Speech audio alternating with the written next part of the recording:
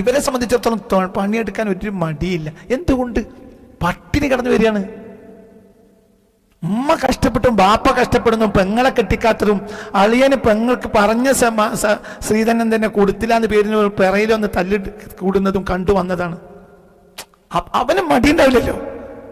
കാരണം പെങ്ങളൊരു 3-4 കുട്ടികളെ പിന്നെ ഇവിടെ കൊണ്ടുവന്നാക്കുന്ന അതും കൂടി ഏറ്റെടുക്കാൻ കുടുംബത്തിന് കഴിയില്ല. ആയിക്കോട്ടെ, പിന്നെ പറയും എൻ്റെ ഒരു കൊല്ലം കൂടി ഞാൻ ഉണ്ടാക്കി തരാൻ അളിയാന്ന് പറഞ്ഞു പോവും. പിന്നെ ആ പണ്ടുണ്ടാക്കി കൊടുക്കണം. അപ്പൊ എന്തും ചെയ്യും, ഏത് കക്കൂസും കഴുകും. 45-50 ഡിഗ്രി ചൂടിലാണ് പണിയെടുക്കുന്നത്. അവിടെ തന്നെ കിടക്കണം. അന്ന് എന്തില്ല, ഗൾഫിൽ അന്ന് AC സമ്പ്രദായം തൊഴിലാളികൾക്കില്ല, അറബികൾക്കാണ് പൂർത്തിയായില്ല. പിന്നെണ്ടോ മലയാളികൾക്ക് 80-90 കാലഘട്ടങ്ങളിലൊന്നും മലയാളികൾക്ക് AC സാർവത്രികമില്ലാത്തത് ഇഷ്ടംപോലെ ഉണ്ട്.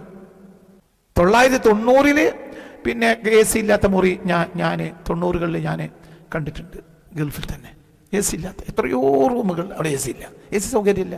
970കളിൽ പോയവർ എന്താ ചെയ്തത്? തുണി ടെന്റുകളിലാണ് അവർ താമസിച്ച്.